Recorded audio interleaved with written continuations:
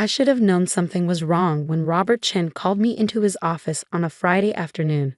In 8 years of working at Chen Construction, our mandatory performance reviews had always been scheduled for Monday mornings, giving us the weekend to process any feedback. But there he sat behind his massive mahogany desk, the same one his father had used to build the company 40 years ago, with my personnel files spread out like evidence at a trial. "Jennifer, have a seat," he said without looking up from the papers. His voice carried that particular tone I learned to recognize over the years, the one that meant he'd already made a decision and was simply going through the motions of justifying it. I settled into the leather chair across from him, smoothing my blazer and placing my portfolio on my lap. After 8 years as the company's senior project manager, I knew these meetings by heart. My numbers were exceptional, my client satisfaction ratings were the highest in the company, and I just completed the Harbor Point development 3 months ahead of schedule and $200,000 under budget. This should have been a celebration of my promotion to partner, something Robert had been promising for the past 2 years. "I've been reviewing your performance metrics," Robert continued, finally meeting my eyes. At 62, he still cut an imposing figure, his silver hair perfectly styled and his custom suits impeccably tailored. "Your work has been adequate." Adequate. The word hit me like a slap. I brought in $3.2 million in new contracts this year alone, managed 15 successful projects simultaneously, and maintained a safety record that was the envy of every construction company in the state. Adequate didn't begin to describe my contributions to Chen Construction. However, Robert continued, leaning back in his chair with the satisfied expression of a man about to deliver unwelcome news, "I've been reconsidering the partnership position we discussed." My stomach dropped, but I kept my expression neutral. "Oh, what specific concerns do you have?" Robert waved his hand dismissively, as if my question was irrelevant. "Let's be realistic, Jennifer. This company needs strong male leadership, and family loyalty matters more than your college degrees. David has been with us for 5 years now, and it's time he took on more responsibility." David, my husband, the man who started working at his father's company straight out of college with no construction experience, no business training, and a work ethic that could charitably be described as inconsistent. The same David who'd spent the last month calling in sick to play golf with his college friends, leaving me to cover his projects on top of my own. "I see," I said carefully, my mind racing. "And what role would you envision for me going forward?" "You'll continue as senior project manager, of course. We value your organizational skills." Robert's tone made it clear that he considered my MBA in construction management and my certification as a project management professional to be little more than fancy paperwork.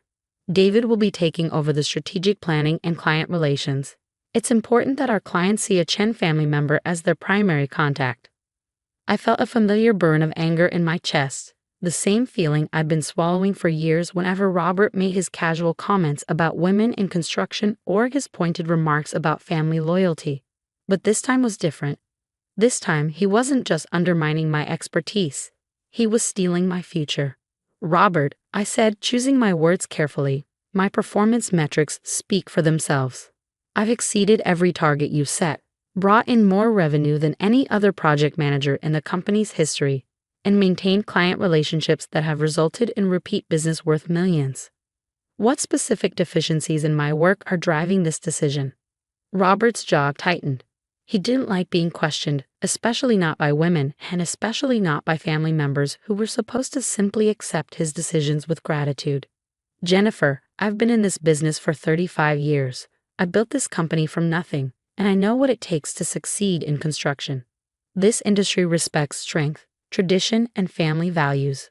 Clients want to work with someone who understands the Chen legacy, not someone who thinks spreadsheets and college degrees can replace decades of experience."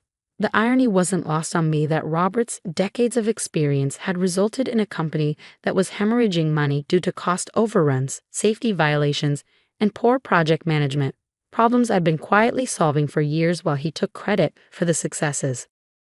"I understand your perspective," I said, opening my portfolio and pulling out a manila folder. "Perhaps we should discuss some of the structural challenges the company has been facing." Robert's eyes narrowed as he watched me place the folder on his desk. "What are you talking about?" Well, for instance, the Harbor Point project that came in so far under budget. Would you like to know why we saved so much money? Because of good management, Robert said quickly. David did excellent work on that project. I nodded slowly. Actually, David was only involved in the initial client meeting. I handled everything else, including discovering that your previous project manager had been inflating material costs and pocketing the difference. The savings came from implementing proper vendor verification procedures and catching what appears to be systematic fraud. Robert's face flushed red. That's a serious accusation, Jennifer. I hope you have proof. I do. I opened the folder and pulled out a stack of invoices, receipts, and bank records. I've been documenting discrepancies for the past 6 months. False invoices, inflated material costs, payments to shell companies that don't actually provide services. The pattern suggests someone has been embezzling from the company for years. The color drained from Robert's face as he recognized some of the documents. His hands trembled slightly as he reached for his reading glasses. Where did you get these? I'm a certified public accountant, Robert. Before I went into construction management, I spent 5 years doing forensic auditing for corporate fraud cases. When I noticed irregularities in our project costs, I did what I was trained to do. I investigated.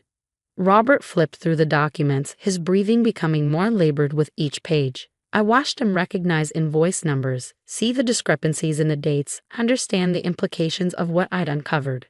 This could be a misunderstanding, he stammered. Accounting errors, maybe some vendor mistakes. It's not a misunderstanding, I said quietly. It's systematic fraud totaling approximately $850,000 over the past 3 years. The shell companies trace back to accounts controlled by management-level employees with access to vendor approval systems. Robert set the papers down with shaking hands. What do you want? I want you to understand something very clearly, I said, my voice calm but firm. I've been protecting this company for years. Every project that came in on time and under budget, every safety violation that was quietly corrected before OSHA notice, every client relationship that was salvaged after poor management decisions. That was me. Not David. Not family loyalty. Me. Robert stared at me across his desk, and for the first time in 8 years, I saw fear in his eyes. I've prepared 2 sets of documents. I continued, pulling out another folder. This set goes to the district attorney's office and includes a detailed analysis of the fraud, timeline of discovery, and recommendations for prosecution. This set, I place a second folder on his desk, goes to the state contractor licensing board with documentation of safety violations, illegal subcontracting practices, and failure to maintain proper insurance coverage. Jennifer, surely we can work something out. I'm not finished. I pulled out a third folder. This set goes to our 5 largest clients, detailing how their projects were affected by the fraudulent billing practices and recommending they seek legal counsel regarding potential overcharges. Robert's hands were visibly shaking now. You're talking about destroying the company, your own husband's inheritance. I'm talking about accountability, I said. David will inherit a legitimate business or he'll inherit nothing. But he won't inherit a criminal enterprise built on fraud and covered up by family loyalty. The silence stretched between us, broken only by the sound of traffic outside and the hum of the air conditioning. Robert aged 10 years in the space of that pause, his commanding presence crumbling as he realized the scope of what I'd discovered. What do you want? He asked again, his voice barely above a whisper. I want the partnership we agreed to 2 years ago. I want my name on the company letterhead as equity partner. I want signing authority on all contracts over $100,000, and I want David to report to me until he demonstrates the competence necessary to handle client relationships. David will never accept that arrangement. David will accept whatever arrangement keeps him out of prison, I said calmly, because here's what you don't understand, Robert. I've been covering for his mistakes for 5 years. Every project he's touched has required intervention to prevent disaster. The Riverside Mall delay that cost us $300,000 in penalties. That was David approving substandard materials to save money. The Westbrook housing development that failed inspection 3 times. David signed off on electrical work that didn't meet code. Robert stared at me in shock. You knew about all of this? I documented all of this. Every email, every decision, every conversation where David demonstrated gross incompetence, and I had to step in to prevent catastrophic failure. I have a paper trail showing that without my intervention, this company would have been shut down years ago. I stood up and straightened my blazer, leaving all 3 folders on Robert's desk. You have until Monday morning to decide which set of documents gets filed first. The partnership agreement is already drafted and waiting for your signature. Or you can continue believing that family loyalty is more important than competence and explain to David why his inheritance consists of criminal charges and bankruptcy proceedings. Robert's voice cracked as he called after me. Jennifer, please. We can discuss this reasonably. I paused at the door and turned back to face him. Robert, I've been discussing this reasonably for 8 years. Every time you dismissed my expertise, every time you credited my work to family members, every time you made it clear that my gender disqualified me from leadership regardless of my qualifications. I tried reasoning. Now we're negotiating. That weekend, David was unusually quiet. He'd gotten the call from his father Saturday morning and spent most of the day locked in his home office, presumably reviewing the documents I compiled about his own performance. When he finally emerged, his face was pale and his usual cocky confidence had evaporated. Dad says you want to be partners, he said, unable to meet my eyes. I've earned partnership, I replied. The question is whether you want to earn it too, or whether you prefer to explain to unemployment services why your family's construction company was shut down for fraud. David sank into our kitchen chair, his head in his hands. I never meant for any of this to happen. I wanted to prove I belonged in the business. You do belong in the business, I said, surprising him. You have good instincts for client relations when you focus, and you understand the local market better than anyone. But you don't belong in charge until you understand that expertise matters more than last names. Monday morning, I arrived at the office to find the partnership agreement signed and notarized on my desk, along with new business cards identifying me as Jennifer Chen, partner and chief operating officer. Robert's door was closed, and his assistant informed me he'd be working from home for the rest of the week. David appeared in my doorway around 10 o'clock, looking nervous and uncertain. So what happens now? Now you learn the business properly, I said, gesturing to the chair across from my new desk. Starting with why the Harbor Point project actually succeeded and why your Riverside Mall project nearly bankrupted us. Over the following months, the transformation at Chen Construction was remarkable. With proper oversight and accountability, our project completion rate improved by 40%, our safety violations dropped to 0, and our profit margins increased dramatically. David, freed from the pressure of living up to impossible expectations, began showing real aptitude for client relations and strategic planning.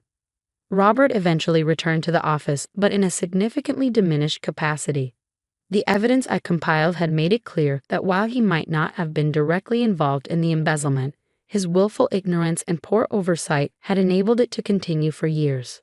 He now reported to me on all financial decisions, a reversal of power that he accepted with surprising grace.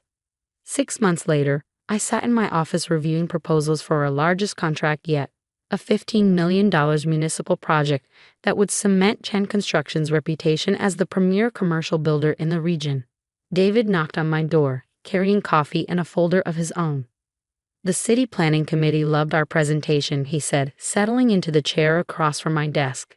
They were especially impressed with our safety record and cost control procedures. I smiled, remembering Robert's words about clients wanting to work with someone who understood strength and tradition. He'd been right about that in a way. Clients did want strength, the strength that came from competence, integrity, and proven results. They wanted tradition, the tradition of honest business practices and professional excellence. Good work on the client relations, I said, meaning it. Your preparation made the difference. David grinned, looking more confident than I'd seen him in years. I learned from the best, even if it took me a while to figure out who that was. As the afternoon sun streamed through my office window, I reflected on the journey that had brought me here. 8 years of fighting for recognition, documenting every slight and every success, building an unassailable case for my own worth. It had been exhausting and infuriating, but it had also been necessary. Sometimes the most powerful response to being underestimated is simply being undeniably excellent. And sometimes, when excellence isn't enough, you have to be prepared to prove that competence and integrity matter more than family loyalty and traditional expectations. The company Robert built on handshake deals and old boy networks was gone. In its place stood Chen Construction as I'd reimagined it. Professional, profitable, and built on the radical idea that the best person for the job should actually get the job. And for the first time in 8 years, I was exactly where I belonged.